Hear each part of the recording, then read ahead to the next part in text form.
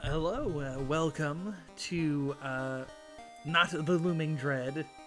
This is we're doing a Valentine's one shot because Valentine's Day was yesterday, and I don't know if any of my players are in relationships or not. But you know what? What better time to play a game about romance than a game where you can shoot lightning and kill monsters. Always a fun time. Okay, Mega, introduce your character you're playing for this one shot. Who are you? Who are you playing? And tell us about like an event in your character's life where they experienced love. It could be like the love of a friend, the love of a family, like true love, lost love, tragic love. How did it impact your character? So, my character's name is IGN1S, also known as Ignis. He's a forge-born barbarian who is powered by the soul of an Ifrit. And he has flashes of his memories as an Ifrit, and many of those involve a certain love he has now lost after he was unwillingly encased in this lifeless shell of metal. Okay, and I'm assuming the loss of someone that they cared about by this process probably impacted them negatively. Yeah. I mean, lost because they remember the feelings and they see glimpses of her, but they don't. So yeah, it's like someone they know they care about and they know what's important to. He knows Sivana. He knows what's important to him, but he can only vaguely remember her. Okay. I like it. Nanika, introduce yourself. Who are you playing for this one shot? And again, what kind of event or experience with love has your character had, and how has it impacted them? Hey yo, Nanaka here. Today I'm playing Herod the 12th, and he's a skeleton paladin, question mark. So he used to be a king from an ancient age, and before he died, he vowed that when he would come back to save the people when it ever needed. But for some strange reason, he came back as a skeleton. So perhaps it's some icon trickery or something. And as far as his thing about romance goes, in the past age he was a king, so he's very familiar with like courtly love and standing under the balcony and reciting poems to the fair noble ladies of his time. But nowadays is, as he says, a king's love is for his people, so in modern times he's more about a more platonic love kind of person, love towards everyone. Okay, I like it. And also, yes, courtly love, this is perfect. I picked the perfect adventure. Yes. Zen introduces us. Who are you playing for this one shot? And again, what an event or like a moment that your character experienced love, and how did it impact them? Hey everybody, I'm Zen. I'm playing River Calyx again, even though it's a one shot. Which is fine. I just wanted to play my character. Your character's cool. I love your Yeah.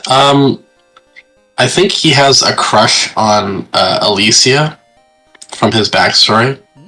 And they trained in like moon magic and druidic stuff.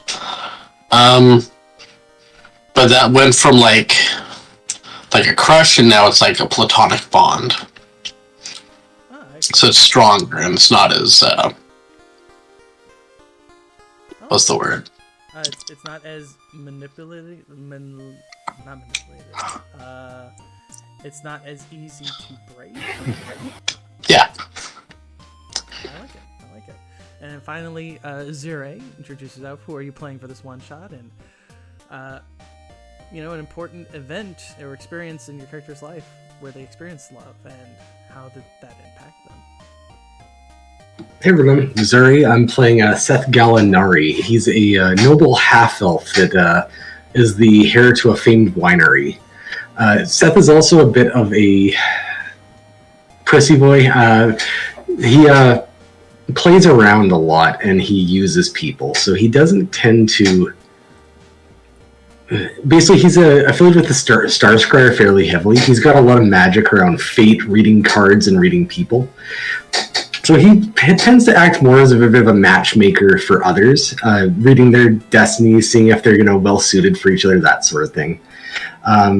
He's also a gambler at heart. He loves taking bets, that sort of thing, and he likes playing the. His parents actually were an elf and a human, but they actually found true love. So he does like the idea of true love. He just hasn't found it for himself yet. As a result, though, he tends to use his political affiliations to kind of play the ivory throne against the elven court here and there, just because of his powers and the prestige his family has.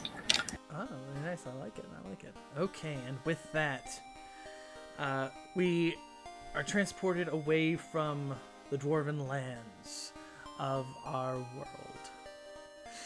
We are back in the human lands, the tamed lands, in perhaps a cliche.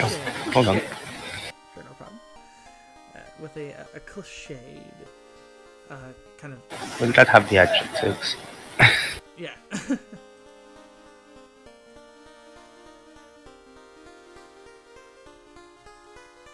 It's fine.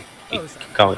It had the adjectives on for some reason. He was scared. Oh, so is he. Terrified and cowardly. Okay. Match made in heaven. Okay, I'll fix that. There we go. There we go. Again, we're kind of transported away from the dwarven lands back to the human kind of controlled realms. In a very quaint place known as the Red Tooth Inn. It is, I would say, a pretty standard tavern. You see, of course,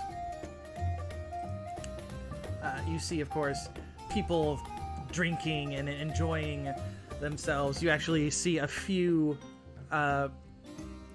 people who you can obviously tell are couples kind of feeding each other, and there are these kind of beautiful kind of desserts kind of made with chocolate and strawberries and such. Very indulgent. What are you all doing as you're in the tavern?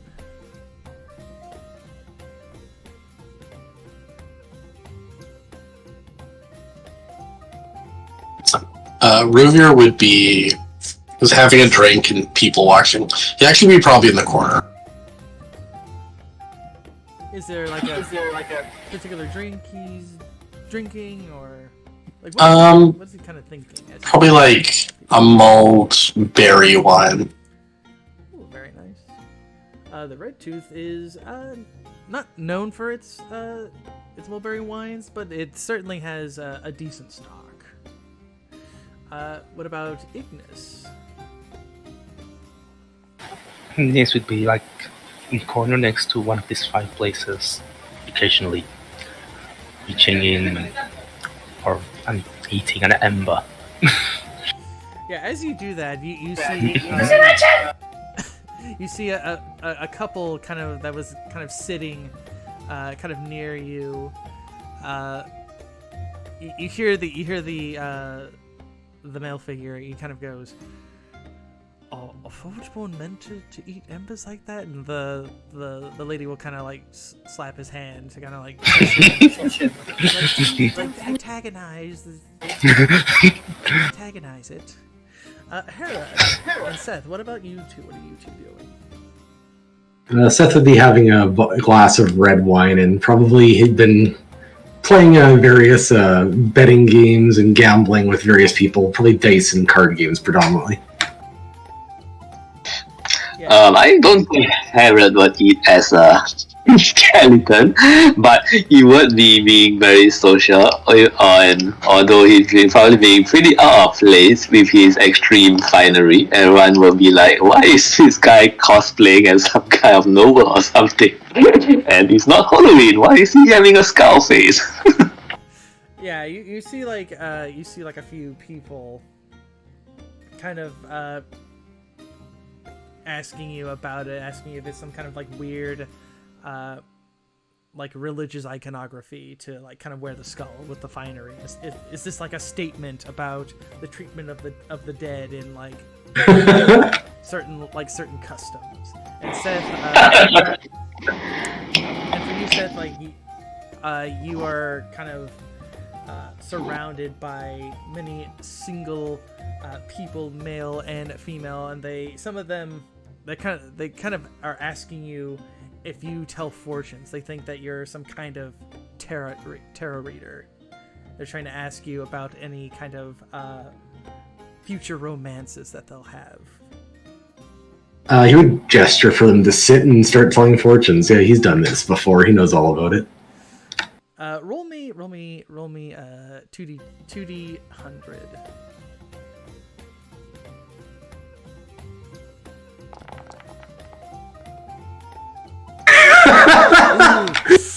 Ooh, yeah. Wow. Ooh, quite a few of the fortunes that you tell some of them were not as favorable as they would have wanted. A few. Yeah, he's cheating on you, and I'm pretty sure he's sneaking out at night to go gamble, and he's got a drinking problem. You don't want to stay with him. Yeah, you ruined a few romances this day, and a few of the people they kind of storm out. But as they kind of storm out, another figure kind of enters into the establishment. You see this fellow here. He has kind of silvery, kind of white hair. He's wearing like a reddish kind of coat. Dante. Yeah, indeed. And he kind of looks around, and he kind of speaks out. But the way that he speaks, it kind of sounds like he's using kind of nomenclature or words that are maybe a bit out of date, and he kind of says like, "Forsooth, are there any sellswords within this establishment who are in need of a mighty quest and, of course, golden coins?"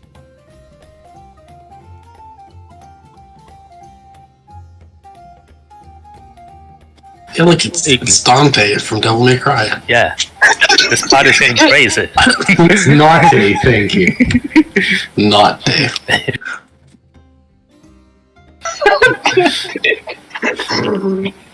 That's rough. So, Herod is going to reply, forsooth, back thyself. I that myself does not really require goals and jewels. I'm always open to helping the people of this fair realm. What is it that you seek, my good sir? He'll kind of run up to you, Howard, and he'll kind of take your hand and he'll say, "Blessed be this fine day, Lord Sir. My name is Nate, and I am a man whose heart aches, for he does not know of his beloved. You see, I need someone to help me deliver some flowers and chocolates to her. My paramour a beautiful creature she is, but she is quite apprehensive, and she believes that I'm only after her lands and her influence. And I fear that if I were to go and express myself in person, that she may seek to end my life. So you're sending bribes? He kind of turns to you, Seth, and he goes, "Not bribes, good sir. They are a dowry, perhaps. I mean, one must always seek to show that they can properly provide for their mate, do they not? I mean, my significant other, my paramour." My goodness, I thought that the customs of courtly love has been gone in this age. It's nice to know that there's someone still involved in such a practice. Of course. And he goes, and as such, that is why I have been traveling for a good many a mile trying to find anyone who could help me in this endeavor. You asked for sellswords, not couriers. Am I right to assume there's danger in this endeavor? He goes, well, of course there are dangers, my good automaton. The roads, of course, are filled with brigands and other such creatures. Of course, I would want to make sure that what is delivered to my beloved will go so safely. Why not in the hands of those who are capable of defending themselves and such treasures? And he kind of bows a bit, but pardon my rudeness. My name is Nate. It is a pleasure and an honor if you all are to be the sellswords who will help in this endeavor of love and romance. But he kind of goes, but I also know sellswords. You also want to talk payment, I am sure. I will give you all 30 gold each, 60 gold if the response is positive.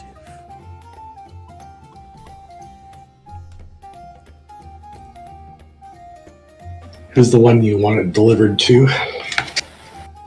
Her name is Karuska, to be precise. If anyone would like to roll like a wisdom to kind of perceive him, like insight him, to see if he's being legitimate, that is up to you.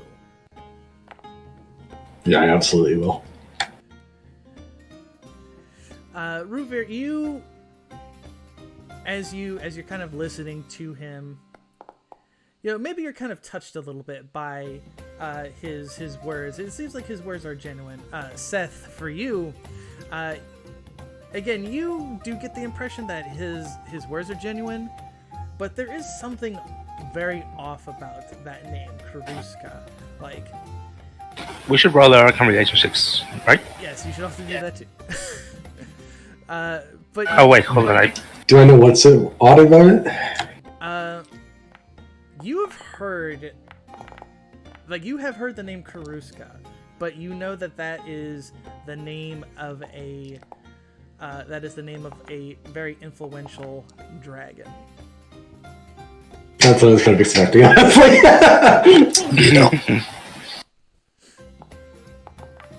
And so he, you know, as you're kind of observing and kind of calculating Seth, he kind of goes, so, dear sellsword friends, do we have a deal? Will you take the flowers and chocolates and sweets to my beloved? I will, of course, show you to where her domicile is, so that way you can be upon it post-haste.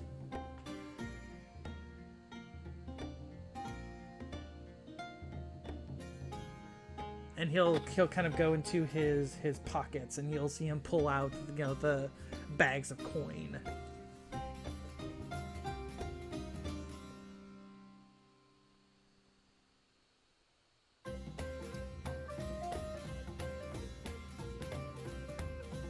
He'll look to you, Herod. What do you like about her? Why are you after her? He kind of thinks for a moment and says, "It's quite hard to explain at times, but her regalness, her cunning intellect, that almost predatory gaze in her eyes, the power and influence that she wields not as a tyrant, but as like a benevolent matriarch. That, dear sir, is what caused me to fall for her. There is not one like her you wouldn't see for many ages." So Harold is going to graciously accept the payment, and he's gonna say, interesting taste in a mate there, I suppose, but I am in no position to criticize. We shall be glad to assist you. Money is money. I'll take it. What about you, Rupir? What is your I'll agree to help because he seems sincere. Okay. He'll smile at that and he'll say, "Wonderful, wonderful, thank you.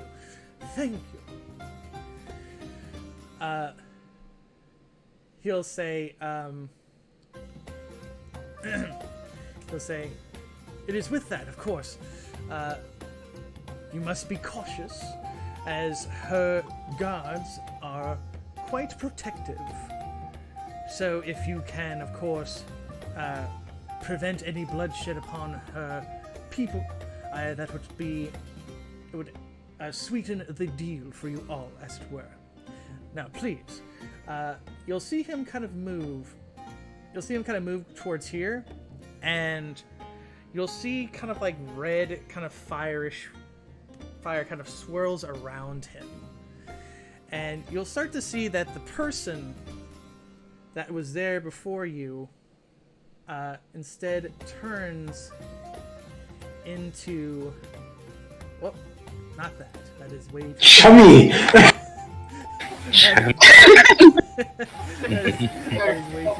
His chum. Oh, we got two cowards and we got Chummy the dragon here. There we go. You see the person, and now it turns into a large red dragon.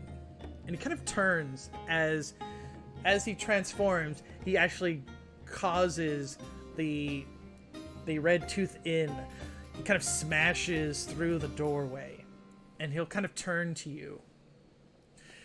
And you'll see a few of the people kind of like freaking out, and you'll see him extend his claw and kind of grabs this cart that's kind of covered with like a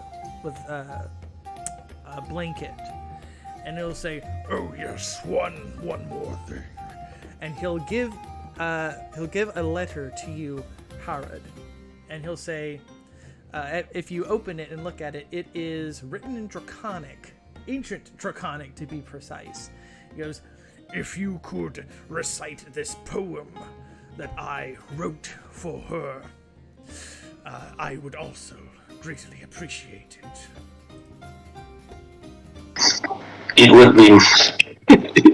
would be my honor, good sir. He'll say, "Thank you." Before he kind of points towards the west, and he says, "Her cave is down that ways. You will pass through a small, there is a small bit of area with a waterfall. That is when you know you will be close." And before he leaves, he'll say, "One more thing."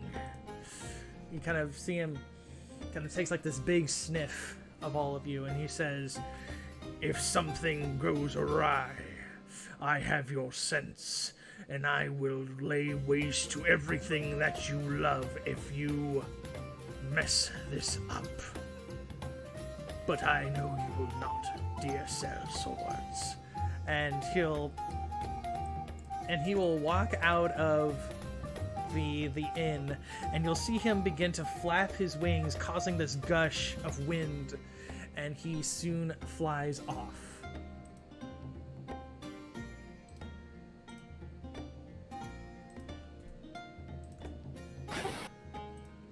Why didn't he transform when he was outside?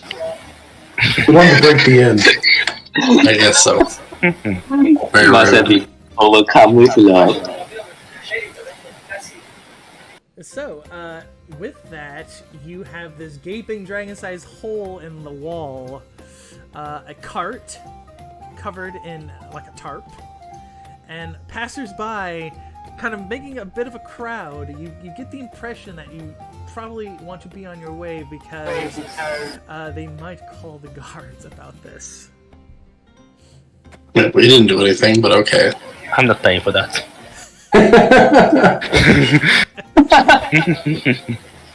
Do any of you, as you guys kind of get to the cart, it looks like a very normal-sized cart.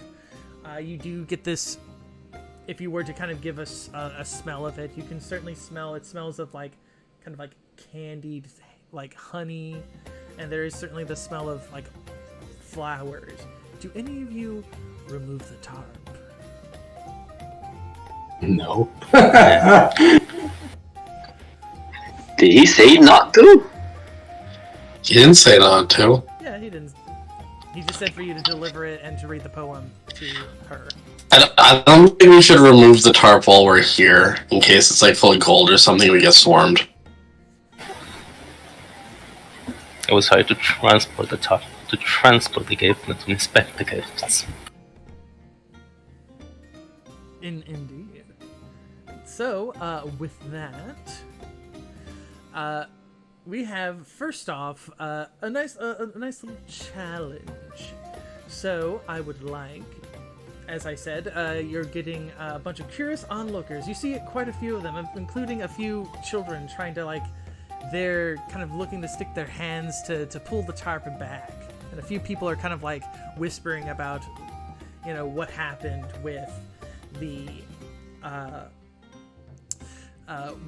Red Tooth Inn, and like some people saying that they saw a dragon. So, how are you going to get the cart away from the curious onlookers?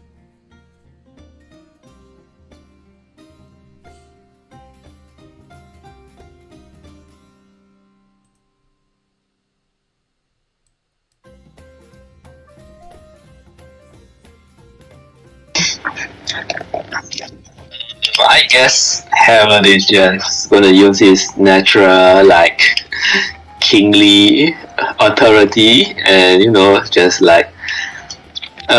my decree of the court and all that, please kindly go back to your usual lives, kind sirs, and, he's just so charismatic and this seems legitimate, and that the curious people start to believe it, I suppose. Okay, roll me a charisma plus an appropriate background. It is, I'm gonna say it is a DC 20 for this. Got it. Well. Nice. Ooh, yeah, you pass it with flying colors. Your kind of grandioseness about speaking, again, your kind of kingly nature. Many of the citizens, they almost naturally kind of bow to you as if they are, as if you are their king, and they'll go, "Forgive us, our lord, forgive us," and you'll see them kind of pulling some of the children away, and they'll start to make this, like a lane for you all to kind of take the cart.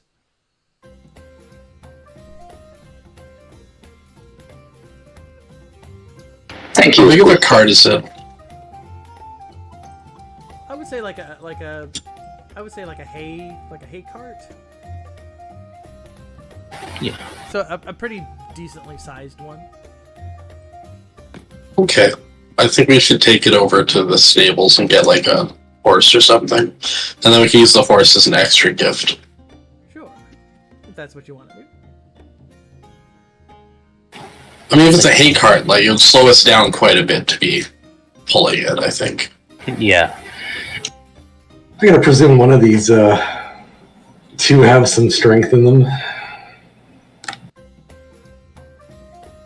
I mean, I have 20 strength. Well, that's why I'm not worried. So do I. So do I.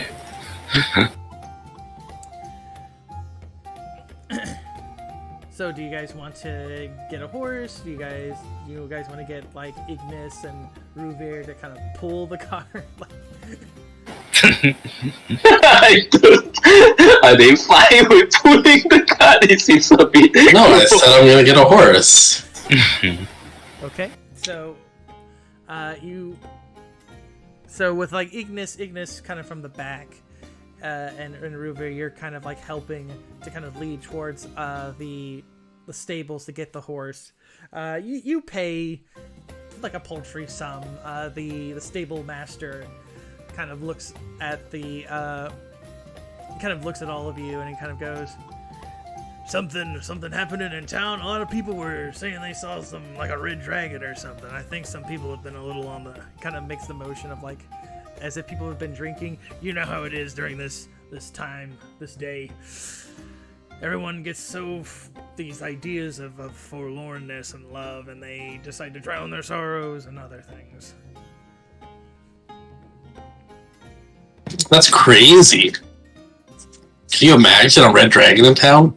I know, exactly. It's ridiculous. You pay him like a couple coppers. Nothing important. And I mean, I'll slap an extra silver in there. That's fine. he'll go, Does he have any Get a nice horse. Right. thank you, sirs. And he'll kind of give you this nice looking, I would say, kind of like maybe like a Clydesdale kind of horse. So like one that's made. Oh, if it's a Clydesdale, I give him my gold for that. He'll go, thank you. That's a good horse. Thank you, my lord. And he'll kind of bite on the gold coin and such, and he'll go, mind yourselves getting out of town. I know the guards are inspecting things these days. He kind of goes, contraband and all that.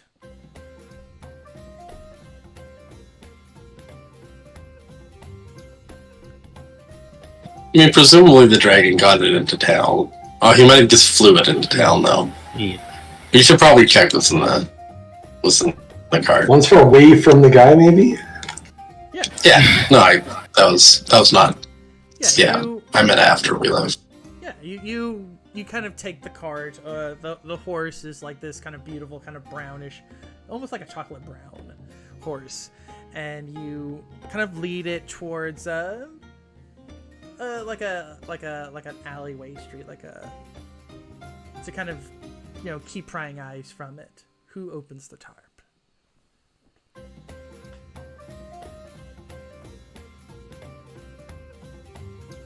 Like I said, I was paid to transport guests, not to inspect the guests.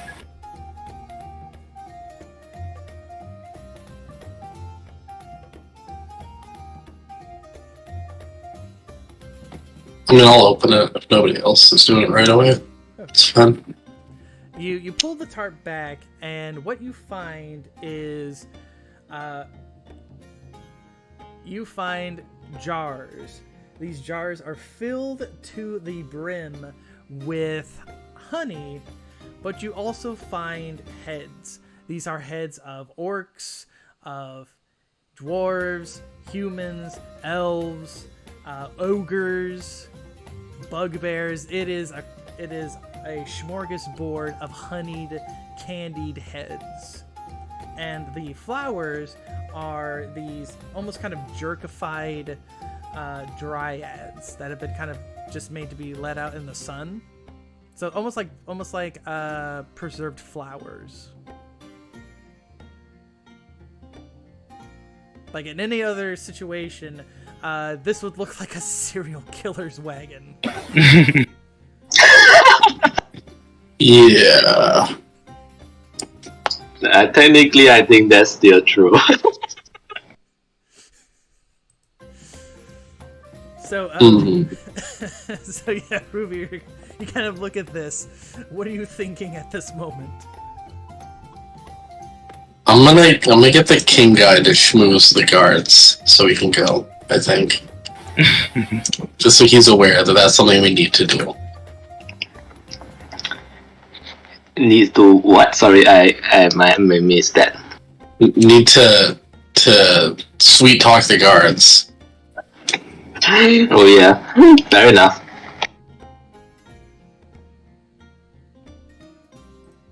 Yeah, or you could do that, or you could use a distraction to kind of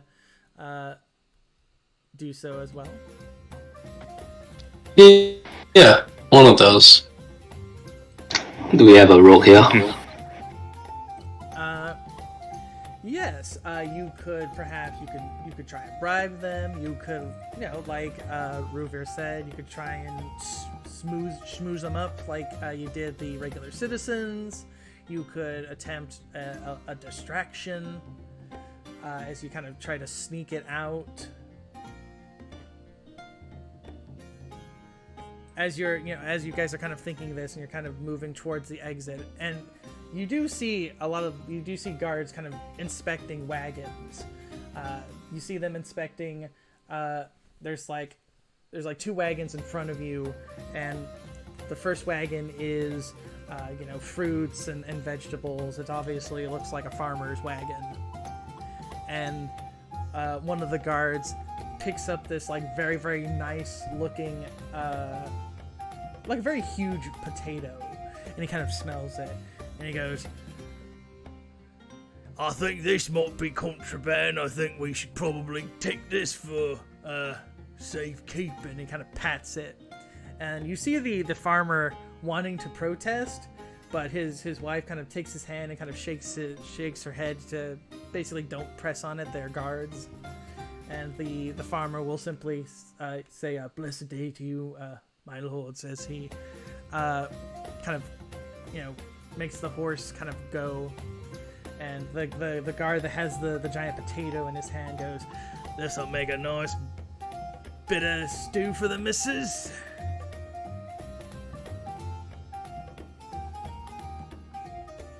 It's like, maybe we'll be lucky and someone will have some meat and furs. The missus has been badgering me for a nice coat. Badgers. What? Some badgered him for badgers. He wants meat and fur. Yep. And after that, you kind of the second wagon kind of comes in, and you kind of start rolling yourselves into like position for it. This other one has some nice wines, there's some cheeses, and again, much like before, the guards take the nicer looking of those as their payments for inspection.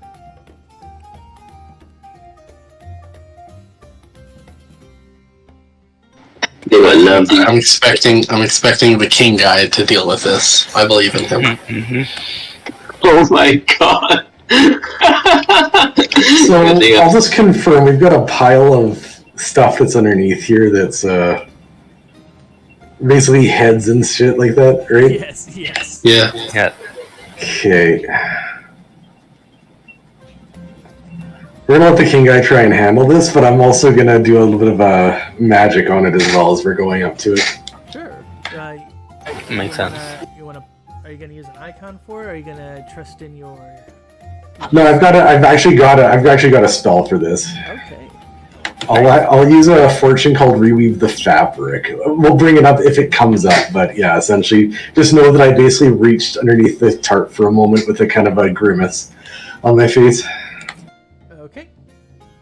With that, it kind of, your wagon gets to where the guards are. They tell you, "Stop. Time to do some inspecting. Maybe we'll be lucky these guys will have some jewels or something, right?" And the other one goes, "Shut your yap and start looking." And they do like the normal, actual, legitimate inspection stuff. They check your wheels, they check everything, they check the horse, make sure everything looks there, and then you see them start to go towards the tarp. Alright, King Boy, you're up. Were you enchanting me with something? I did something else, but yeah, I've got something else, but let's see how you do first. I want to see what your plan is here. I'm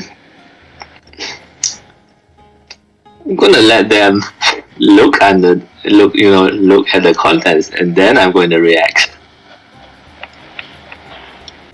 You just want to see what I did, didn't you? Yeah.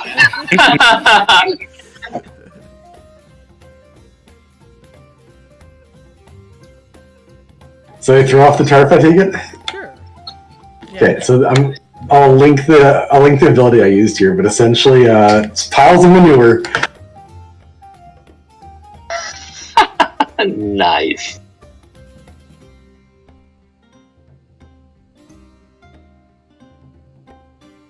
Do they want to inspect the new manure closely to doubt it? Okay, so what did you change the things into? Well, it says you can basically change a pile of something into a pile of something else, like straw into gold. So essentially, this pile of the heads essentially is manure. It does say the transmutation is permanent. If you start doubting it, which I can just doubt my own thing because I know what I did.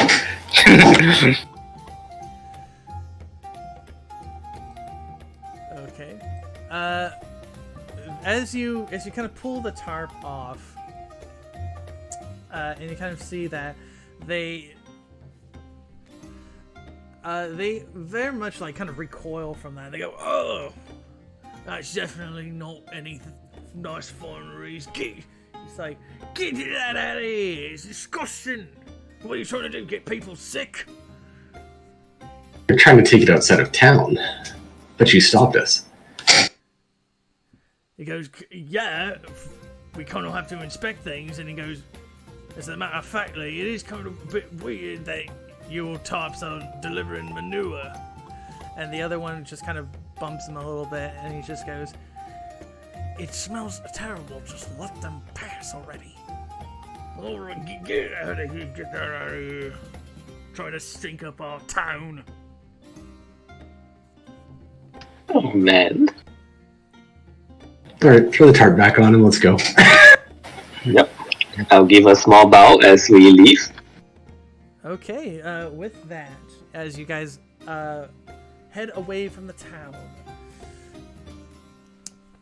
I'm just using that so it increments down since I only have a limited number of those. Okay. With that, you travel again across into the west. You go through a few plains. You see farmlands and other such lovely things. It's a very, very idyllic place. And Seth, you kind of occasionally kind of look and you do see the everything's kind of gone back. You kind of think to yourself,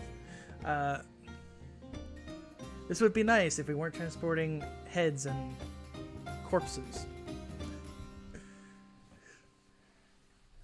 That job's a job. That's very true.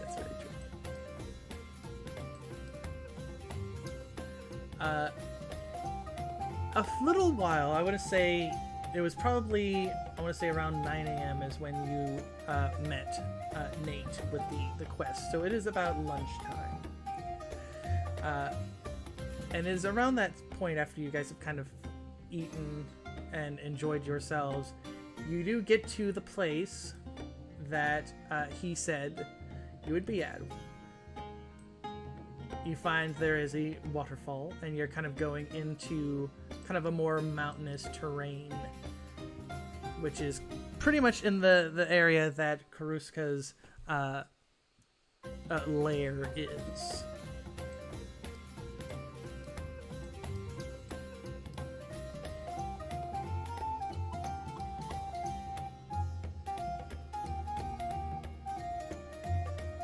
I guess we continue onward. Indeed. If anyone would like to roll wisdom to perceive something.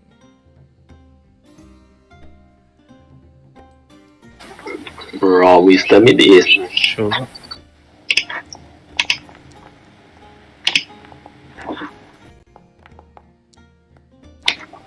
Are we gonna place ourselves on the map somewhere? Yeah. I would say you probably came through here. Ooh. Herod, Ruvir, Ignis, perhaps you guys are more concerned with like the cart kind of gets stuck a little bit in the road, so all three of you are kind of like focusing on kind of trying to help the horse through. Seth, you definitely can tell that you're being watched. I'm still getting random emotions apparently.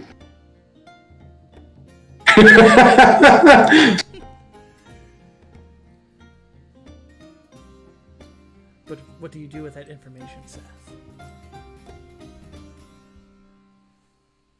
I imagine Seth is just kind of walking along, keeping an eye out, and then he would kind of murmur to the others, "We're being watched." Okay, I think I know what's going on. I think I know what's going on with your thing there.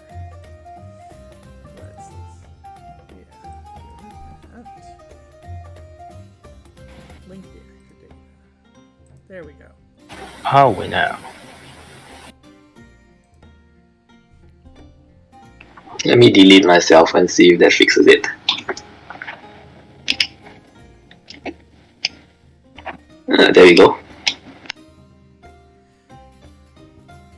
Okay, so as Seth has said that you guys are being watched, how do the rest of you kind of react to that? Does anybody attempt to, well, what do you guys do? I'm gonna draw my scythe and move under the cover of this little thing. Just get ready, because I assume they're gonna attack us.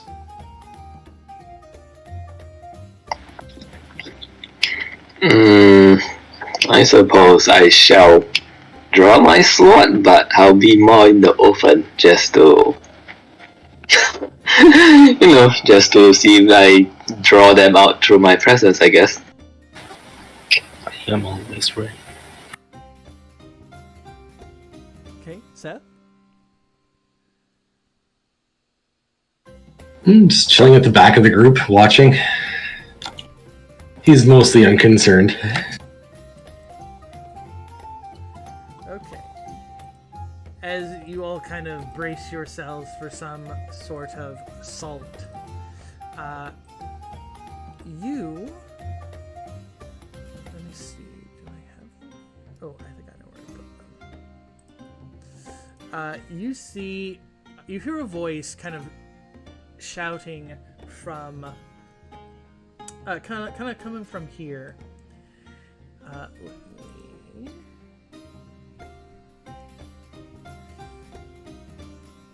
You hear, you see a person kind of coming up to here. And it is a Dragonic. A black Dragonic. She's wearing kind of flashy attire. And she kind of says,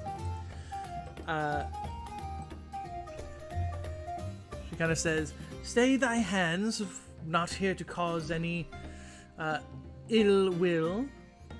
And you'll see her, she'll kind of say, "I am just here as a representative of my mistress, seeking to propose a counter offer."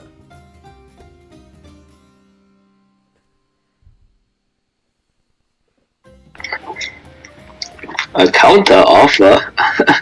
How do you counter offer a romantic proposal? She goes, "It is because," she kind of bows a little bit.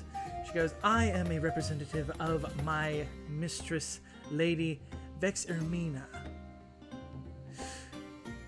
She, much like she, cares deeply for Lord Infinatus the Devourer, your patron. And she desires him for herself, and not that of Lady Kruska." And she kind of goes into like a bit of a spiel. She talks about how Vixermina adores Infinatus, that he is his power, his ruthlessness, that she loved all of those aspects of him. And seeing him kind of making candied like treats and poetry seeing this kind of more softer side of him, she kind of threw over the edge of adoration for him.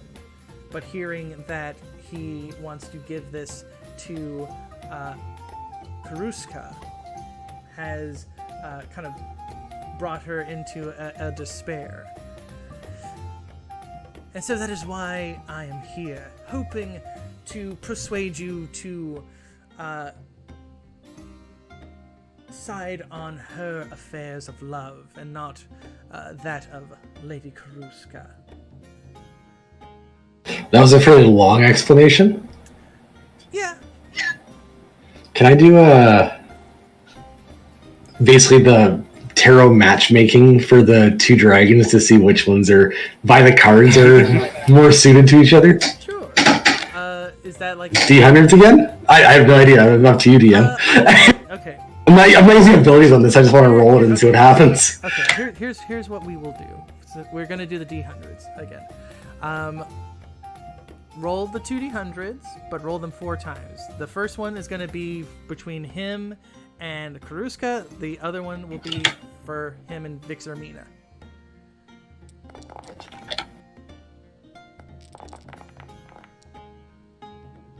Ooh, Oh, they're pretty close. Very close. they are very, very close. The one for Karuska, as you're kind of messing with the cards, you can see that theirs is probably favored a little bit more, but certainly he wouldn't be as terrible. Upset. He wouldn't be as upset if he went with Vixarmina. And she'll the black dragon sorceress will state Lady Karuska is also known as the Unforgiving, but my ladyship is the Possessive. So you can see her inclination to wanting to have Lord Infernatus for herself. And she kind of looks to you, Seth, and says, "You look to be a soothsayer and a tarot card, as you are doing here. What do your cards say? I am sure that they see a better fortune in matchmaking with my lady than with a blue dragon."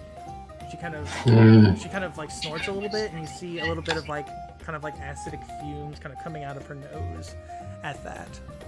You can see him staring at the cards for a long moment and says, "Actually, it's slightly more towards Karuska. That's unfortunate." As you say that, she goes, "Again, I don't wish any kind of violence upon all of you. Is there not in a way that we can, that you can come to my side of the offer?" And you'll see her kind of pulling out, again, she's trying to bribe you with more gold. "We will provide you with much more gold if you sabotage this romantic endeavors of Lord Infernatus." And Seth kind of waves his hand to the side and says, "The problem is that the one that has asked us to do this is going to kill us if we don't complete it. What possible protections could you offer against that?" "Oh, Lord Infernatus says such things, and he probably would kill you, but if you help our Lady Vixarmina, she will of course keep him," she kind of waggles the scaled eyebrows of hers and goes, "She will keep him preoccupied, I can assure you of that." How much are you offering? How much did Lord Infernatus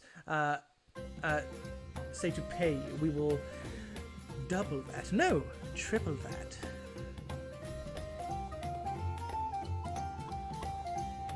Not enough. That's okay. Even as a sellsword, there's a hefty cost in turning on a mission, there's a hefty cost of betraying a mission. It has to be more than simply 2 or 3 times as much. Out of curiosity, Seth would ask Ignis, "So how much would it be for you to betray them?" Out of curiosity. 10 times as much. She will, kind of hearing that, she'll kind of look to the rest of you and she'll say, "Do you agree with your compatriot here?" Enough to cover the hit to my reputation. Hera is gonna say, I believe in my companion's tarot reading, cause I'm all about to deliver him to his fated lover, I suppose. She'll look to you, Ruvir. I'm gonna go with what the rest of the party says for sure. Hearing that, she kind of sighs a bit, and she'll go, very well. Just a bit of warning, I did say I did not want to do this, but you leave us no choice. And you'll see her kind of move her hands, and you'll see shadows kind of forming around, and coming out of the shadows, you'll see other Dragonics. A few of them kind of looking like they're appearing right almost next to you. I was back there, my bad. No, it's fine. You, like Seth, you almost instinctually kind of pull away as you'll see them come out. You, of course, see these black-scaled dragons wearing decent armor and shields, and these ones, they're wearing they're kind of like a mixture, almost roguish, but they're kind of more tasseled. They kind of accent. This is maybe a little weird to say, but they kind of accentuate the kind of the curvatures of the female kind of black dragon, like humanoidish forms. And it is there that the black sorceress simply points to them and says, "Kill them. Kill them, and we will blame their deaths upon Lady Karuska's kobolds. That will surely cause Lord Infanatus to fall into anger, and our lady shall have her mate." Now let's find some good music. Let's go with Dragon or Dracon. That sounds like a good. Does sound pretty good. That sounds like a pretty good. And with that, so shall combat begin. Very well. Now I gotta look and see which ones have the better initiatives. I think the Shadow Dancers probably have the better ones. Yeah,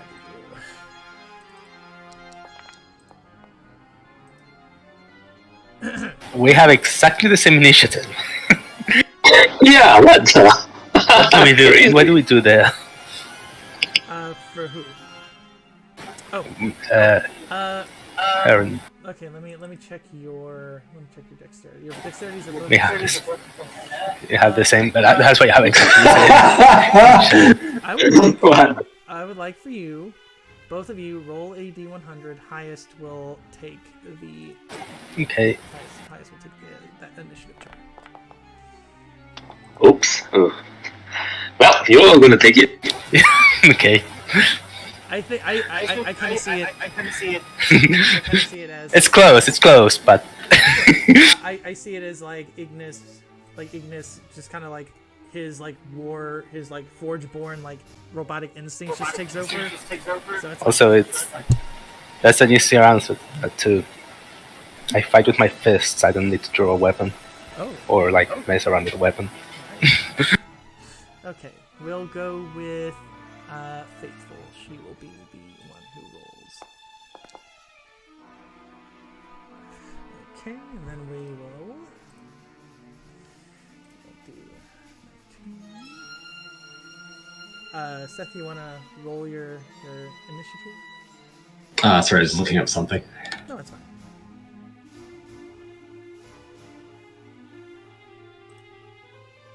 Ignore the roll. I'm using calm anticipation. Okay. So set that to a 9. Okay. Set that to 9. Okay. Thank you. No problem. Why a 9? Oh, right, 2 plus. You get like special. Yeah, what my initiative is, yeah. Yeah.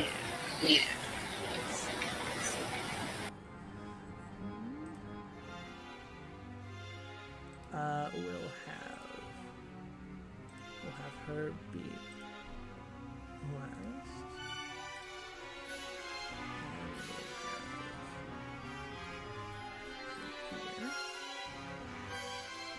And this one will be dead last. And a lot of 7 dexterity scores, huh? Yep.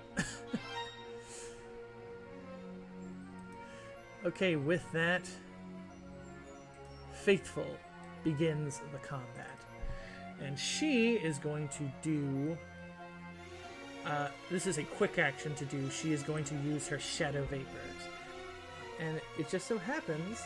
Which one is that? This one. Faithful? This one, right?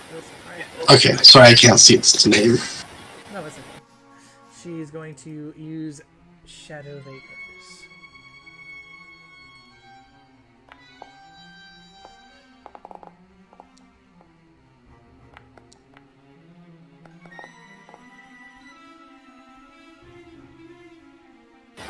Acid damage. Yep. Okay, minus 2 penalties, attacks, and defenses. Oosh, defenses too.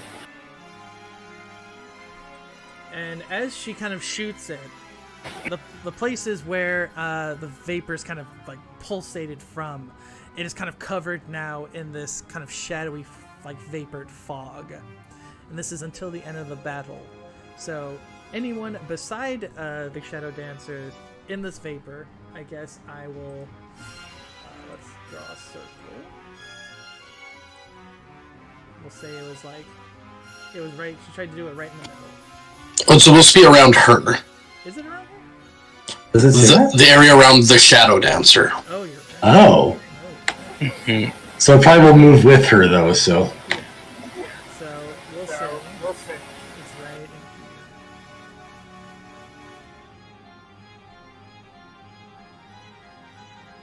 So yeah, like as soon as she does that, you see her kind of disappeared into the shadowy vapors. And since that was just a quick action, she gets to do another thing. She, in the shadowy vapored darkness, she will use her hand crossbow and fail. Miss completely.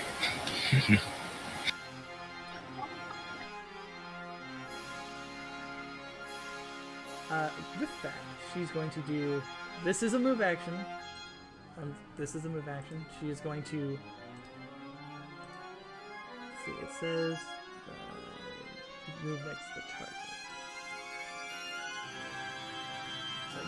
Let's see. Spec out of nearby or far next to the target. I'm assuming it would just allow her to do that. So she'll pop out of like the shadows here, right behind Seth, and that will be her turn. Ignis, it is your turn. Am I engaged with this one? Yes. I guess it's not matter much anyway. I'm just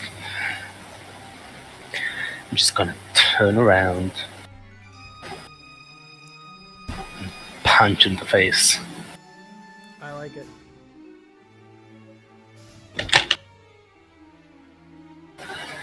Very nice. And my axe deal fire damage, and this attack deals an extra 6 fire damage. So that's 52 damage. Oh my goodness. Nice. Let me see. Do they have any? Yeah. So yeah, you just punch it really hard and set it aflame. You hear her scream.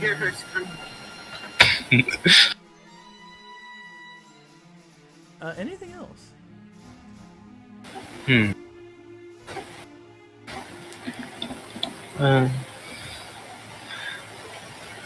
No, that's my turn. Okay. With that, Herod, it is your turn. Well, I'm gonna walk towards our sorcerer friend. She's actually, you would have to climb this. Okay, it doesn't. Okay, fair enough. Then I'll just walk here. Okay. Then I'm going to use my spell. From my warrior druid or whatever, guardian of the secret grove. That's what it's called. Talent. Cone of coal. Okay. Here it comes. And Hera is gonna hold out his hand and say, "Ooh, I wrote 4 target, but there's only 3 people here." Yeah, it's gonna say like, feel the wrath of nature. Okay, so I'm looking at. Okay, so who? Just that hidden at 2. Yeah, that's crazy. Okay, so they all take. Wait, no. It didn't hit on No, it it- too. I said no, it did. No, it did not. It's not hit. Yeah. I triggered the even hit, but it didn't actually hit on the 2. Okay. Never mind. That would have been wild. Oh, there was no even hit. So yeah, that probably. Weird, Yeah. weird way it said that. Okay. So, Mhm. so basically, okay, where's Skittish? There's Skittish. Skittish is gonna take half damage. Takes half. And then everybody else, so straight edge, and the sorcerer take 26 gold. Okay. And I still have my quick action. Oh man, this is the worst number to get. Okay, 10. Well. Okay. Oh, hold on. For some reason, my token isn't tied to my character sheet because it dealt at 13 damage and it didn't update the hit points on my character sheet. It did. It has 75 out of 88. Yeah, but not in the character sheet. Oh, maybe I should close it and reopen it. It does it here? I have your character sheet. Yeah, I did change it now. Weird. Let me try that. Hold. Oh, I see why. It's because the active data wasn't right. There we go. That should do it. There we go. Yeah, that worked. Yeah. It's my turn. Over. Okay.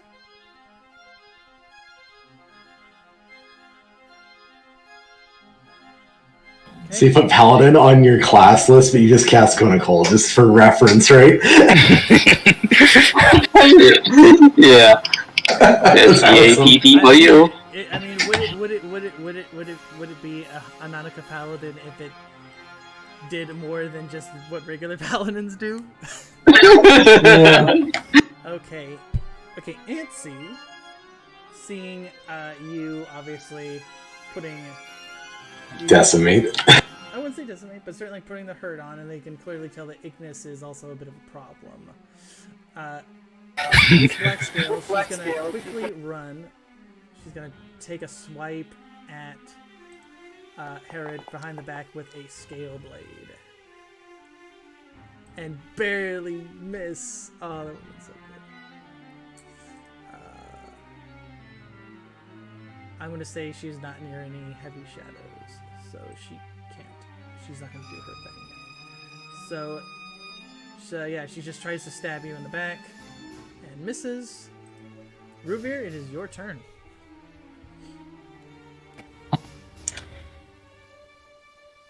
Trying to decide what's the best way to do this.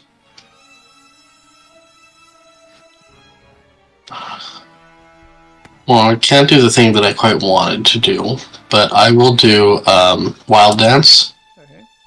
Pop myself and Seth free. Okay.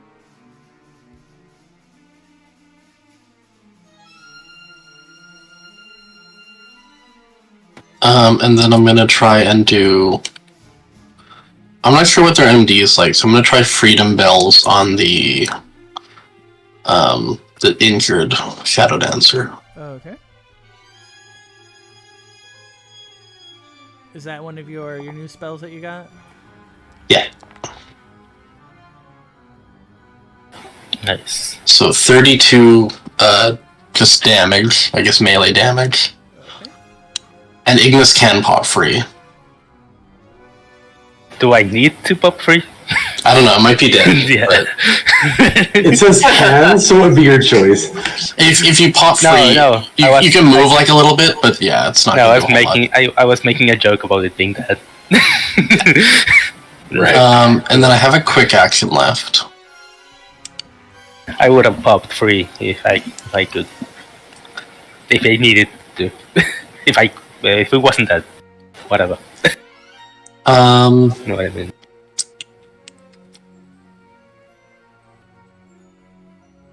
Yeah, you know what? I'm gonna do less on. Does Seth need to do attack rolls?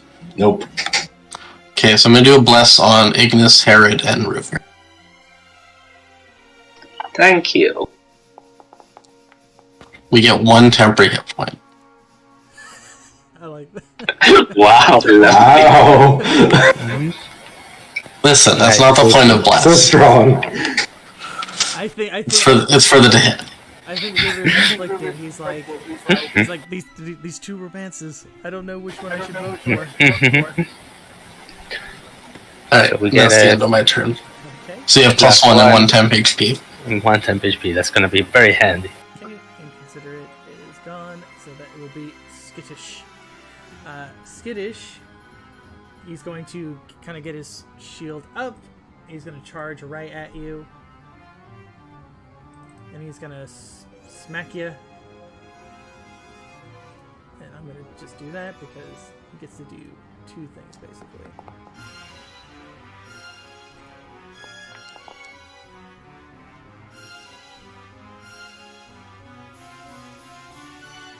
And luckily for you, it's not a natural even hit or miss. So yeah, he just slices at you with his short sword, with his long sword, and then he just bashes you with his shield. And he kind of snarls and laughs at you as he kind of bloodies your nose with the shield. Seth, it is your turn. Okay, give me a second here, because this is where we start getting silly. Okay. I mean, he is playing a Fate Weaver. Yeah, you're darn right I am. Okay, first thing I'm going to do is activate the Coronet of Sertiman, Okay. which is going to allow me to use a quick action once per battle to cast an at-will spell. The at-will spell I am casting is going to be on Nanika. And I'm going to cast Coin Flip. Harold, you mean? Oh, sorry, Herod. Ooh. So Nanika has advantage on their next attack roll, and the next attack against Nanika has disadvantage. Wait, is one head or... Oh, okay, both. Focus. I have focus because I started Yeah. slow in initiative this round. Yeah, focus. Okay, second, I am going to... Let's see how hurt everybody is before I go any further. I can't see on Ignis and Herod, but I can see on Revere. Ignis is not barely injured. Ruvir Okay, is hold on. injured. Okay, let's go with that then. I am going to... Let me just check one thing here. Yeah, I'm going to use this. I'll use my standard action to mend the corporeal fabric on Ruvir. I have the adventure feat, so the recovery heals the maximum out plus 6 extra. So 44 plus 6 is I'm full. Oh, so that was supposed to be on target on Ruvir. That's my mistake. Okay, lastly, that gets me focus again. So how does like your mended corporeal fabric kind of look? Since you're a Fate Weaver, was it just like? I imagine as he's kind of flipping the coin up and essentially catching it, basically he picks a different fate of the attack. So Ruvir is no longer where he was. He's basically a different version of Ruvir in the same world that didn't get hit by that attack. Oh, okay, I like it. Goodbye, original Ruby. Yeah, so I imagine it's kind of like glitchy and staticky in the air for a few seconds, and then he's just completely fine after. Yeah, the shield Dragonic kind of looks at you and he's confused because he's like, he could have sworn that he saw the blood upon his weapons from Ruvir, and then he looks at his weapons and there's no blood on them. He's like utterly confused. Ignis, you're not raging or anything, are you? I think I missed that. I don't think he is. Hmm? Are you? You weren't raging. You weren't raging or anything, were you? I'm not raging now. Okay, and who's right after me? We got the sorcerer. Yes. Shit, I didn't mean to click that. Please ignore. Okay. Finally, as Seth basically draws a hand of cards, and he'll do Hand of Fate with his quick action. Okay, whatever save you're trying to do, Ruvir, you aced it. Oh my god, 4 and 4, wow. Well, Okay, give me 1 second. I want to make sure that that's just not a screw up on this thing. Can it actually roll differently? 4 and 4? Yeah. Okay, it can roll different numbers. I just wanted to make sure. That is. okay, who are you giving up for as, The fate as a... That is unfortunate. Apparently 4 was all of the thing. That said... Well, the next attack roll against me will be a 4 then. Hand the higher roll is to an ally of their next attack. Oh, I'm going to hand it to myself because I'm not going to use that. And I don't want to put anybody else with a 4 right now. Okay, and then finally, I'm going to use the Mage's Leather. Since I just used it daily, I can use that to teleport somewhere nearby. Okay. And I'm going up on top of here. And that's my turn. Oh, all right. Okay. So it is now the sorceress's turn. Let me see, what kind of goodies does she have?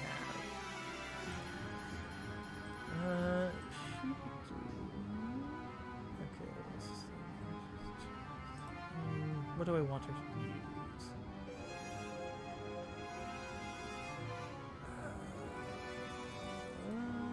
I think what she's going to do is she is going to... This I think she's going to, seeing you teleport, she can tell that you are obviously a very dangerous caster. So she's going to stick her hand up, and she's going to release. She's going to release a chaotic force bolt. Mm.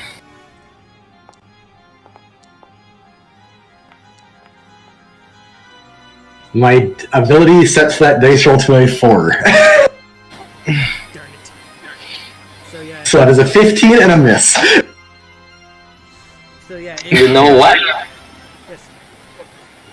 Yes. Since he sets it to a 4, I'm gonna use this. Oh, Oh my god! you're into natural 1.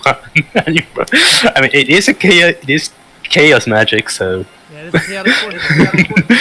Okay. Yeah, and like he tries to fire it, but for some reason the bolt like goes back to her and knocks her off her own ledge. Okay. So. So as that happens, she will fall. And she'll take half damage. So that would be 9. She'll take 9. Do that. Let's just make sure. She will take 9 from that. And it says here, so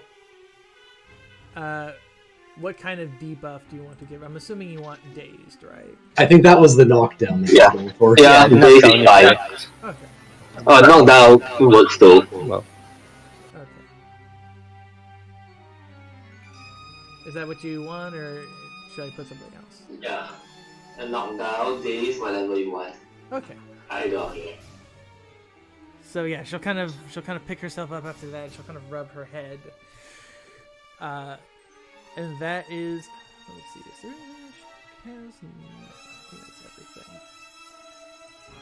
Okay, then it turns to Straight Edge. Straight Edge is going to attempt to strike into Herod. As a reminder, the first attack against Herod does have disadvantage. Okay, so we'll roll that again. Which will turn that one into a miss, it looks like. Yeah. Yep. That's already a miss. Oh, the 28. The longsword was a hit. Yeah, the longsword was a hit. Right. So with that, seeing That's that actually missed. seeing that's missed, he will disengage from Herod, and he'll run himself over here to basically play defense for the sorceress. with that, it turns to Faithful, and she is going to. Let's see what to do. She is going to use her second usage of Step into the Shadows. And she's going to move. You can't tell me there's shadows up on this hill, is there? I mean, that is true. That is true. It just says heavy shadows. There probably wouldn't be. Like here, maybe. I guess what she'll do is she'll move over here to try and take a swipe at Root Beer. I feel like that probably would be more. I was trying to get up on high where the sun was because I didn't want to get stabbed again. And she will miss. Alright, Ignis, it is your turn. Right. Yeah, I think I'll just gonna go punch the closest Dragoni, which is gonna be skittish. Okay.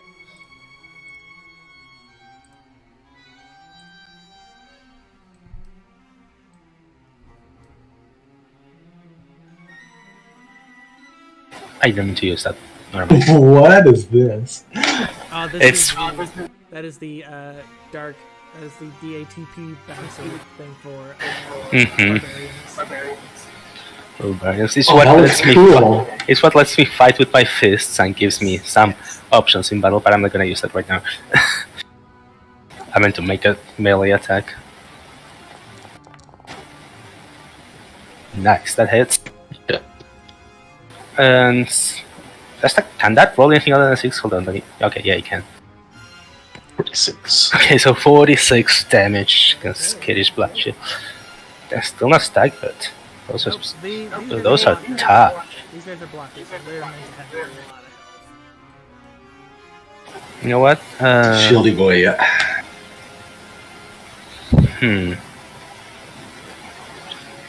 In that case, I am gonna use my bouncer talent. Once per battle, when I hit with an army attack, I can declare a wrestling stunt into one of the effects below. Okay. I'm gonna deal 14 extra damage to it. So you describe for me how you get into the shield. I was picturing like sort of almost like a fiery whip comes out of his fist and wraps around his neck. Okay. So yeah, as your whip kind of like does that, made of like the Ifrit kind of powering through you, he begins to kind of grab at his throat. Like you can see that he's still kind of gripping his shield and his sword, but he's obviously trying to like he's trying desperately to not let go of his weapons. Anything else? No, that is my turn. Okay, with that, Herod, it is your turn. You have advantage because I said so. Alright, great. I guess I'm just gonna. Wait, first I'm gonna activate my ruin, which I'm gonna have to edit my. I love that one. That's one of my favorites. Yes. So yeah, I'm Just gonna this, use. just this once. The Fate Weaver gets to have GM privileges. Just this once, he says. Alright, and I'm gonna. So it's the Frost Rune. I'm gonna deal cold damage, and I'm going to like smite the guy next to me to whack. I do have advantage, so I might as well see if I get a crit on this. Oh, okay. No. Yep. So the 56 damage, I guess. Okay.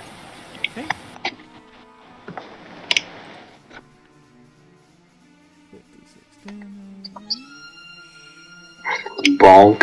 I'm just a little guy playing with cards. Leave me alone. That's the guy that's doing 56 in a hit. That's my turn. I mean, yes. Like you don't do much damage, but it's the fact that you can do all these things that empowers everybody. Is that it, Herod? It should deal 5 more damage. Yeah, it is. Was it 5 more damage? Oh, I did that. Yeah, extra it's damage equal included. to a level from the first. Oh, it's included. Okay. Yep, I changed the macro. Okay. Hmm. If that is it, then it will change to Ansi. Ansi is, she obviously wants to try and get away from you, but she is desperate. She wants to get that distance from you. So she'll take a swipe on you. Is this with disadvantage as well? No, just the one attack against. Mm-hmm. Okay, with that, then she is going to attempt to get away from you. And she will. So she is going to rush herself behind this rock. And that will be her turn. Right, Ruvir, your turn. I'm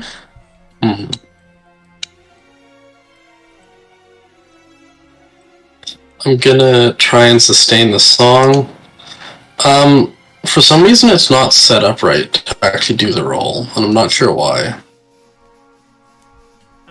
It might be. I think it's because you're. I know that when they were making the module for the DATP stuff, I think that's basically been abandoned. So that's probably why it hasn't been updated. Okay. Let me just check how they code the other stuff.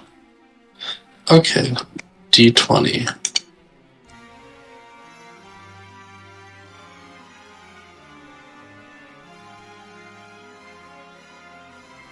And I know that Do you think my brother's gonna go to sleep soon? Okay. Okay. Did it roll? Roll the 1. Is that what it's supposed to do? It says 18 equals 1. Oh, that must mean it's true. That It's true that it was 11 or higher. Yeah, it's sustained. Okay, so I'm gonna pop free, and I'm gonna let Herod, because he can also use it to engage a nearby enemy. Okay. Alright, can I engage the sorcerer? I was gonna say that one, but sure. Oh, okay, I'll engage it. Fine, fair enough. You'd probably get intercept if you go for the sorcerer. Mm-hmm.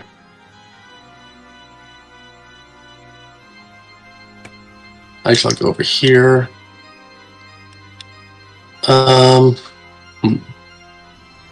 Oh, I need to roll my Elven Grace.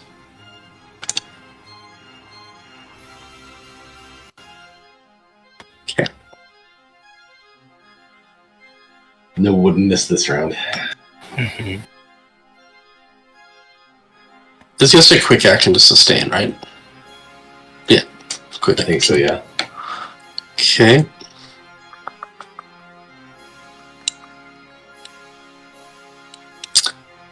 Who do we want to focus down? Because I can try and finish the weaker Shadow Dancer.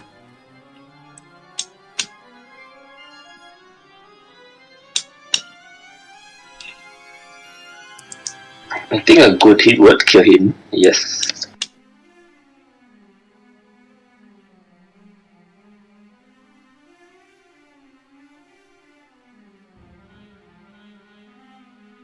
I don't want to wait for DM to be back before I roll.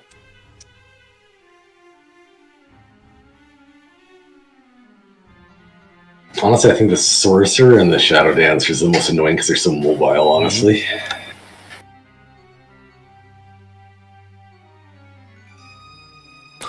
I do want to find out if the sorcerer is somewhere we could move up to, also. Because I might do that after. I'm gonna say I do have Slay. What is Slayer? When I attack a staggered enemy I wasn't engaged at the start of my turn, I deal more damage to it. Oh, if you move up to them. Yeah, I know what you're talking about. Mm-hmm. So it's good to bounce you free of people, I gotcha. Yeah. Okay, then I will do the Freedom Bells on Skittish. But how far is it till your turn, though? Yeah, something's definitely going to be engaged with you by your turn, though. Yeah, and there's already something engaged with them. Well, I can pop him free from that one. But it's just going to move back up to him.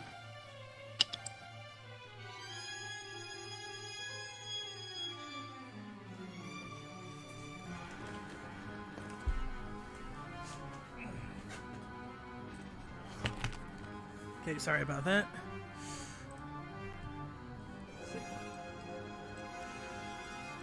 Okay, the combat's almost done, I can assure you. Because everything else after this will be skills. Okay. So what So that's just my quick action. Okay. I'm gonna do Freedom Bells on the Black Shield Okay. to see if I can pop Ignis free. Okay.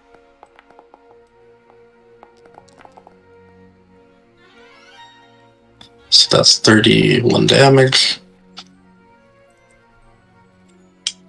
And Ignis can pop free. And then I still have a move action.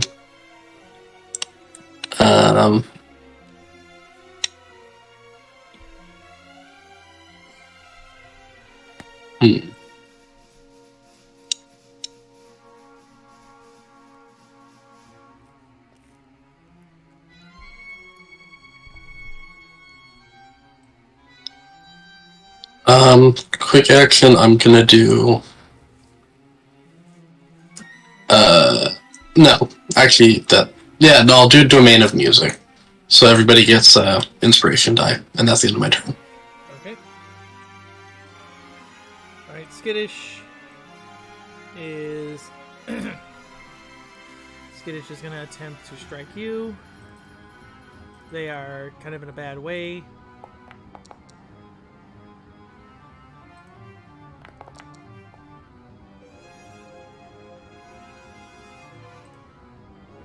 So, I'm going to activate Reduce Potential on Skittish. okay. Okay. So you can reroll the attack with a d12. Okay. So that would be 7 plus... So that'd be 15, so that wouldn't hit. Okay. That'll be his turn. Seth, it is your turn. Can I hop down here or no? For a move action? It's like...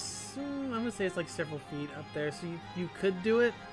I'd probably hurt myself a little bit if that's okay. Is that fine with you? Yeah. So Seth would be moving down here to get behind Ignis, because... yeah, what's my fall damage? I'll take that. Let's... Imagine he twists his ankle on the landing and he goes, ugh. That wasn't bad at all, considering. Take 6 damage. Okay, I was trying to get basically close to everybody once again, so we are going to pull some more shenanigans, because this is probably going to be the last turn I'm going to get. So we are going to activate Moment to Strike on Herod. Oh, cool, thanks.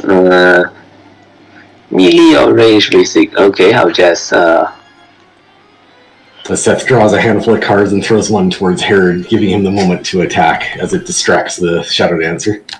Yep, I got to add +5 to this. Give me a second.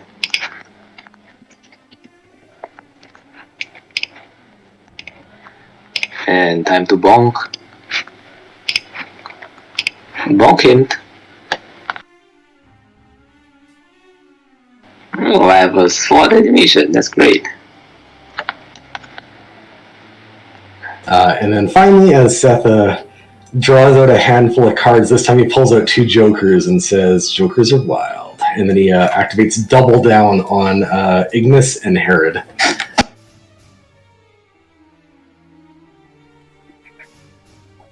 And that's my turn.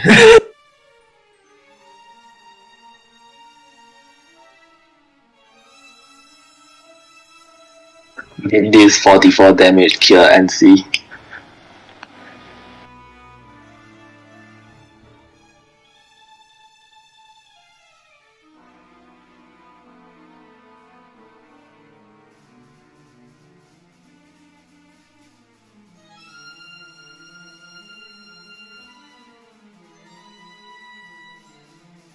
Did we lose DM? Perhaps. Oh, he muted himself. Oops. Well then. Something must have came up. But you guys are going to take half damage this round and then deal double damage in your next attack. Okay, Ansi. Oh boy. Oh boy. She got 44 damage. I'm pretty sure she's dead. Yep. What kind of sword does, or what kind of weapon does Herod have? Is it a sword? It's like it's a great sword, and just imagine like Excalibur or something, you know. I love that. So yeah, you just cut her down. Yeah, so I finished, basically drew some jokers, threw them on Ignis and Herod, and I used double down on them, and my turn's done. Okay, with that, the Black Sorceress, seeing what is going on, she will look to the other three, and she'll point at all of you, and she'll say,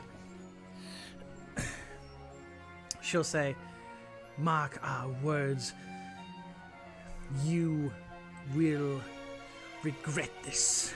And she'll kind of wisp her hands, and you'll see her disappear, and the remaining of the Draconics will disappear. Oh, that's mean.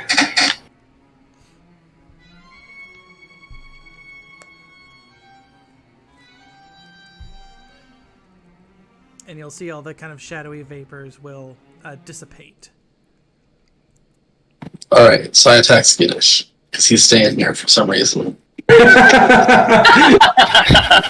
Oh, yeah, he would. I thought he was dead. Let's just tease him. He's like, oh, this is very awkward. Excuse me. Let's go with yeah, let's go with that one. That kind of works. So yeah, give your guys some healing if you need it.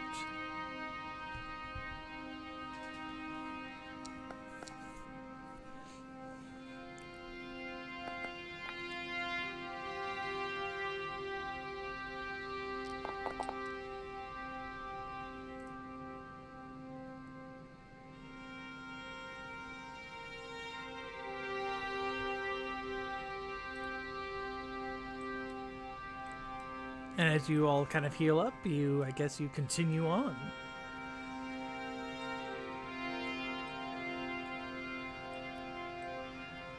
It would be this way. Yep. Oh. It would be going upward. How do we sit upwards? You kind of continue on for a good bit of while. And you'll soon find yourselves at the top, and you will see these kind of blue-scaled kobolds, obviously keeping guard with the wagon in tow.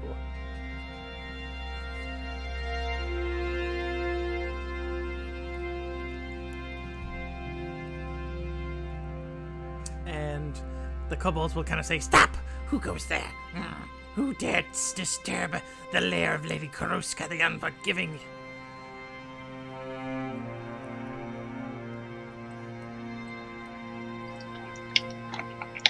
Greetings, brave kobold. We have come with a gift for your mistress. And they'll, Inconsistent will kind of hop over and he'll say, "From who? You trying to poison her or something?" And he kind of starts like skittering up to you, Herod, and he like pokes you with his spear. And then you'll see the other one kind of goes. He'll kind of look to Ignis, and he'll be like, "Don't pester them so much. This one looks like you could set me on fire."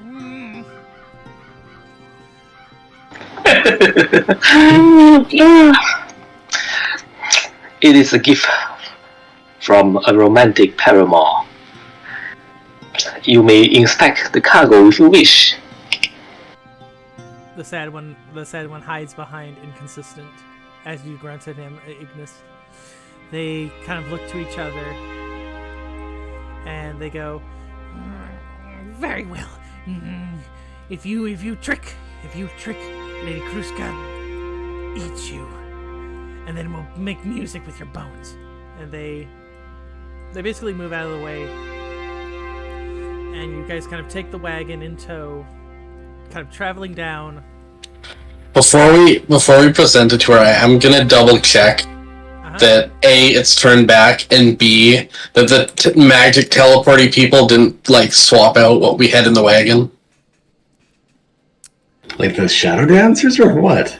Well, the sorcerer just teleported like 6 people in like 6 seconds, so I don't know. Worth checking, yeah.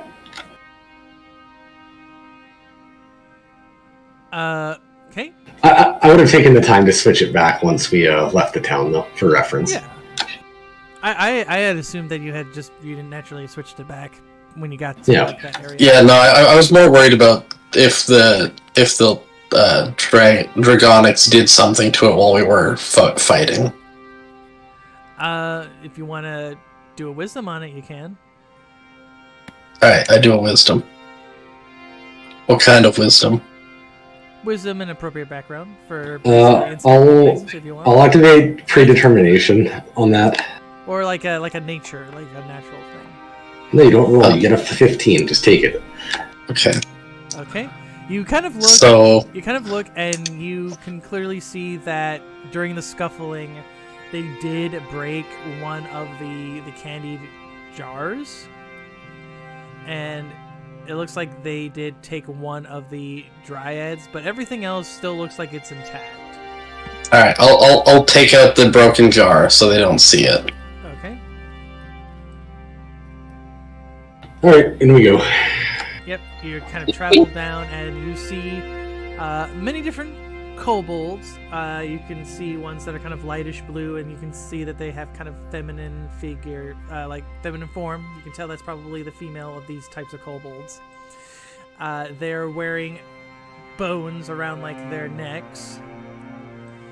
And as you guys kind of go deeper into the cave, you'll hear kobold chantings. And like kind of they sound draconic, like, but they're very high pitched and kind of a little squeaky.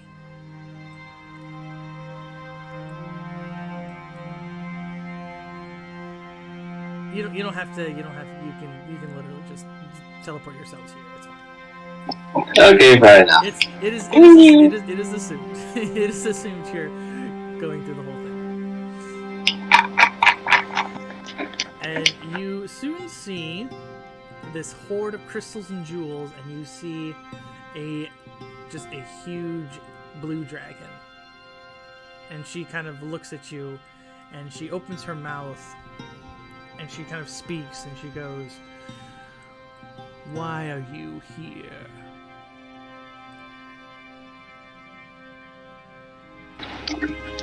Well met. Go ahead. Oh, sorry. Well met, fair Koskuska.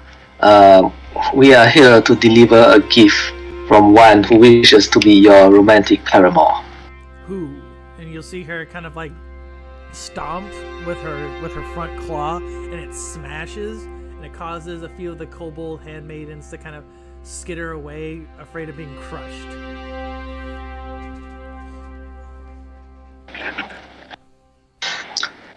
I gesture towards one of you to like throw open the tap or something, I suppose. Well, she's asking who it was, so I'll say it was Ignatius. Sorry, I don't remember the name. Infernatus. Thank you. As you say that, Did he actually tell us his name as Infernatus, or did he only say it was Dante? Oh shoot! No, we heard it from the other people at least, if nothing else. You heard it from the Black Scale Draconics that it was Lord Infernatus, and they said your patron, so it has to be him. She'll kind of look, and she'll kind of squint at you, and she'll go, "And what does that red-scaled interloper want with me?" And she kind of steps again, and you'll see one of the kobolds was not lucky enough to kind of get away and is instantly crushed by her claw. And she just kind of moves by as if there is like no concern.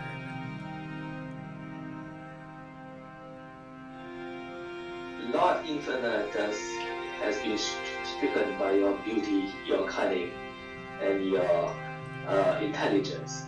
He wishes only to be your mate He has this wagon, as you can see, are gifts for you.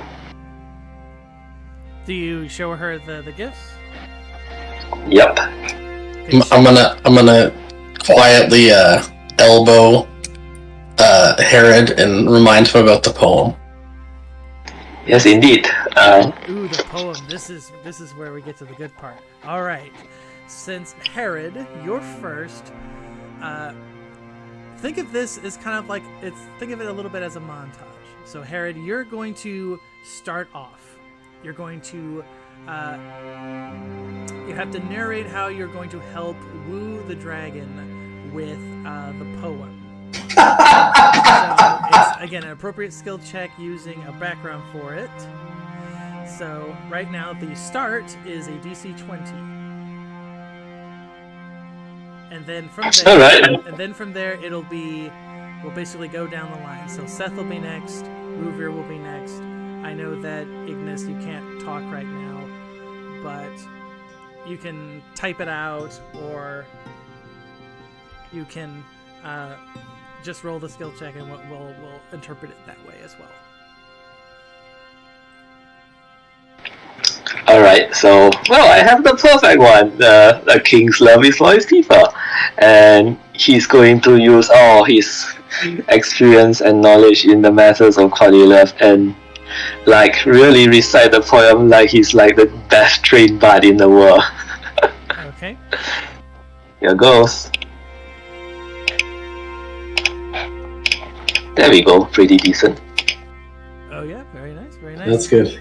So yeah, you like obviously you're not quite good at the draconic tongue, but you do. She kind of quirks a brow. You're not quite sure if she likes it or not. And as you're kind of saying it, Herod, you start to feel stones being thrown by the kobolds. This seems like they're trying to distract you, so you take 6 damage as these stones are kind of hitting you.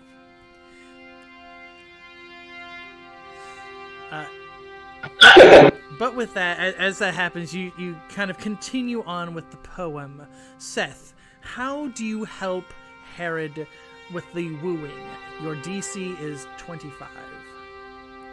Okay, so easy. So Seth would basically be doing a reading in the background of the cards and essentially expouting. Is that the word I'm looking for? Extolling the many ways that these two are meant to be. Because he did do the reading earlier, so he knows all the how they're meant for each other and how close they are and what sort of things he will bring to raise her in the fates. How do I put this? Raise her status and her power in this region, essentially. Okay. So we'll do is basically a fortune reading. Okay.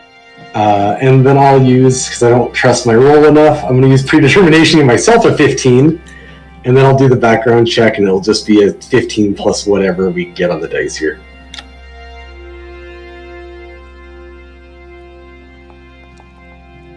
So it'd actually be 15 plus 14 for 29, which should make it on that one. Okay, and as you... excuse me. As you kind of showing your cards, kind of almost magically kind of showing how compatible Karuska is with Infernatus, the kobolds still kind of hiss and kind of growl a little bit. And she just, again, kind of like sticks her claws up to kind of silence them.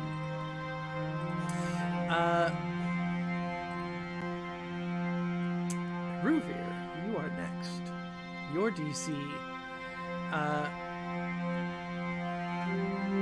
Herod, again, is kind of continuing on. He's getting to, like, one of the hard parts. Like, this Draconic is so ancient that Herod can kind of barely make out some of the wordings, and some of them are kind of anachronistic.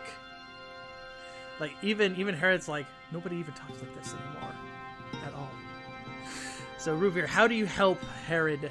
How do you help get this dragon wooed. So with my background, or my domain of music, I'm going to be pulling out my yukin, which is a type of moon lute, and I'm going to do a ritual with wild dance to play like a beautiful love song in the background. Okay. Clever. You just make up what a yuchin is? No, it exists. It's a Chinese moon lute. It's supposed to be what the goddess Chung plays. Well, that is neato. But that has been on my sheet since session 1. So I'm going to do wisdom with my religious one, since music is one of my domains. Okay. And I'm doing wisdom because I'm doing it as a ritual with the spell, if that makes sense. Because it does say I can do the music with my wisdom. And you're using Wild Dance, right? It's like the catalyst? Yeah. Okay.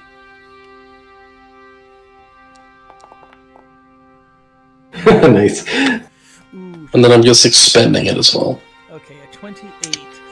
That is unfortunately not enough. So as you're dancing, you kind of trip a little bit over some of the rocks and bones that are kind of piled there. So you kind of mess up some of the playing, and the kobolds kind of like hiss and growl, and you'll hear a rumble in her throat as she's kind of annoyed by the sound that you're making.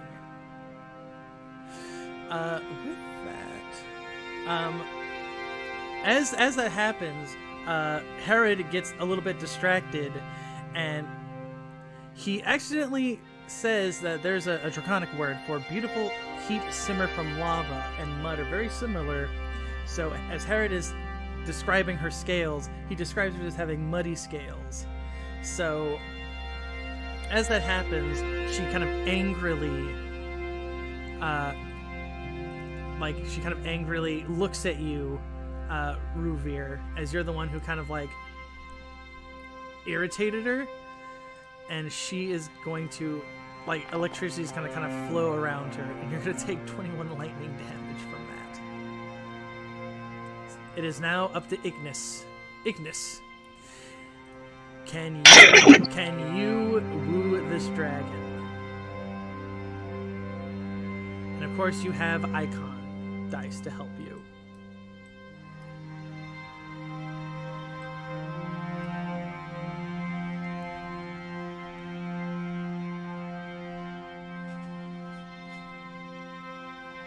Okay. Shoulders then back, letting out colored flames and sparks. I like it. Nice. So he's doing I fire. was gonna say, that's pretty fitting for a fire dragon or a red dragon, so. Yeah, I like it.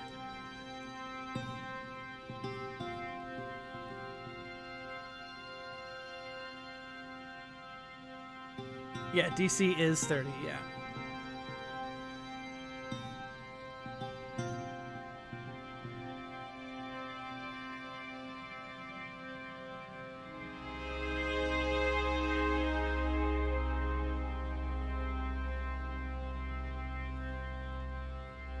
Okay, I mean, you could appeal with strength. You could appeal with wisdom. I think you would probably want to appeal with strength. Like, Do a strength.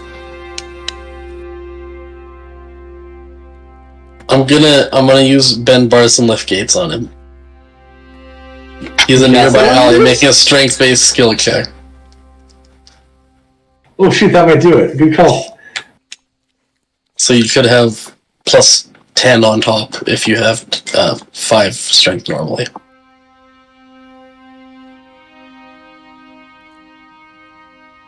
Plus level, which would be plus 20, and then Well, plus... it'll be your plus your normal strength skill plus 10 on top. Yeah. so basically, I think even if you rolled like a 1, I don't think you would fail it. Oh, he crushed it. He got like a 43. Yeah, that's a 43. So yeah, as you know, Ignis, as you kind of open up the flaps and you shoot out these sparks, you see like red and blue, and they kind of mix together, and they kind of emphasize the kind of the color scheme with that. The kobolds, some of them kind of like start getting angry, and they're starting to like move towards you guys like they want to attack. And you'll see Karuska smashing her tail upon the cave grounds, and she will say, "Enough of this." And she'll kind of move herself up to all of you. And she will go back to her hoard, and you'll see her grab up a few crystals and gems. And she will instruct one of the handmaidens to give them to you. So one of them will kind of rush up, and she will put out her hands, and you will see she has given you all, let's see, it is about basically a sack worth of sapphires. So all in all, if you were to sell those sapphires, that is 1,000 gold to split between you.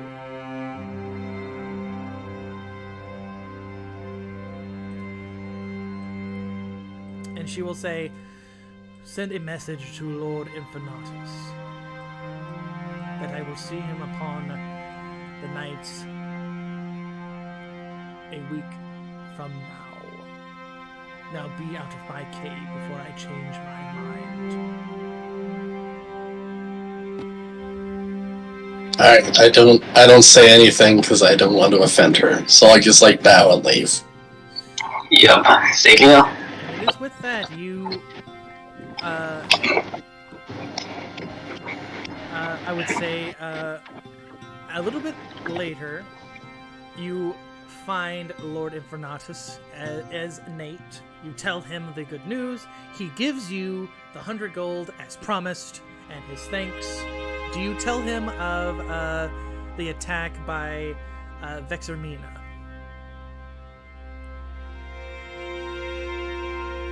I mean, Vexermina is the unforgiving, so yeah, I'll tell him.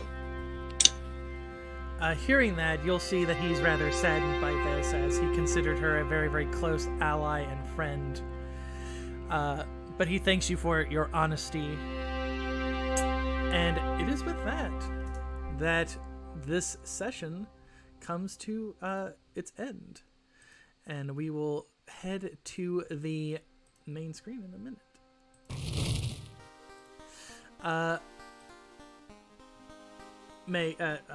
Mega cannot talk right now.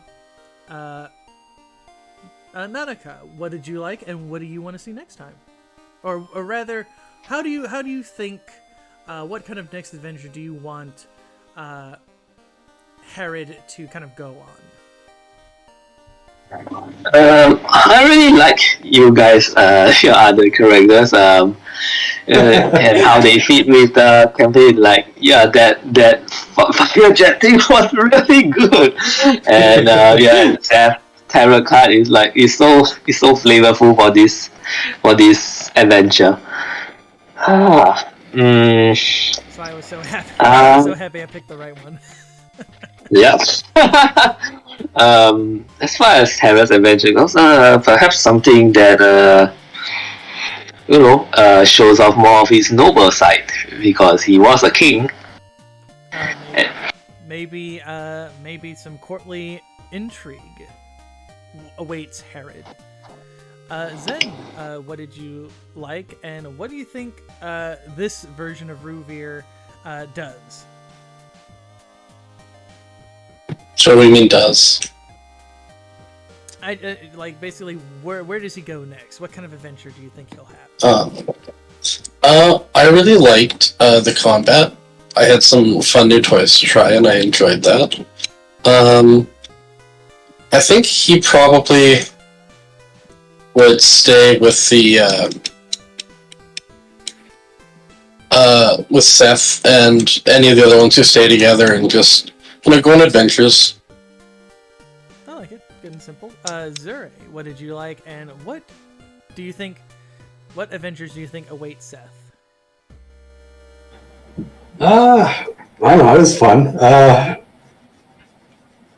I really liked seeing Ignis and Herod. I thought those two were really fun to watch and see the new characters. I thought the Herod whipping out a Kona Cold was hilarious as Nanika's first attack on that fight. I wish I got to double down that, I'll be honest. Next, Seth would be going to help Herod reclaim the throne. That's totally what he's after now. The Ivory Throne deserves a skeletal king. We should get on that. And every skeletal king needs a half-elf vizier, am I right? Absolutely. Mega, if you would like, if you want to type it out in the general chat what you liked and what you think adventures await Ignis, that's fine. I liked seeing I like the very much the flavorfulness of everybody's characters. Just the fact that you can have all these different characters still kind of flow and make sense in a world is always something that I like. And I thought that the adventure, the original adventure itself doesn't have any actual combat, but I did want I did want you guys to kind of get that chance to have some fun with your new characters, show off how cool they are. So I really hope that I got across the idea of the love triangle-ness, because my whole goal for Vexermina is that she's Vexermina the possessive, so she was basically a yandere. That's basically what I wanted to do with her. Oh God. So that might be. We made the right call then. Yeah, we made the right call, and if it ever comes across that we do a continuation with these characters at some point, maybe that comes up again. Or maybe, Easter, obviously. Yeah. Or something else kind of happens, and we'll see what happens. Oh, Draco did reply if you want to read it out. Okay.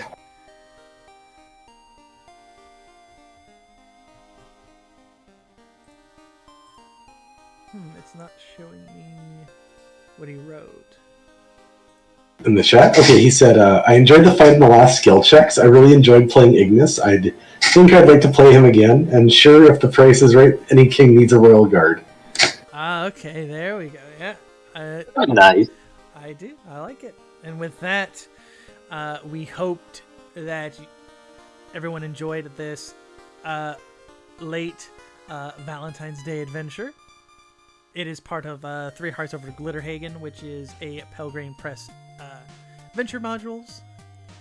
Hope you enjoy, and hope you'll come to see us next time when we return to the Looming Dread. And there's not really any romances. Maybe.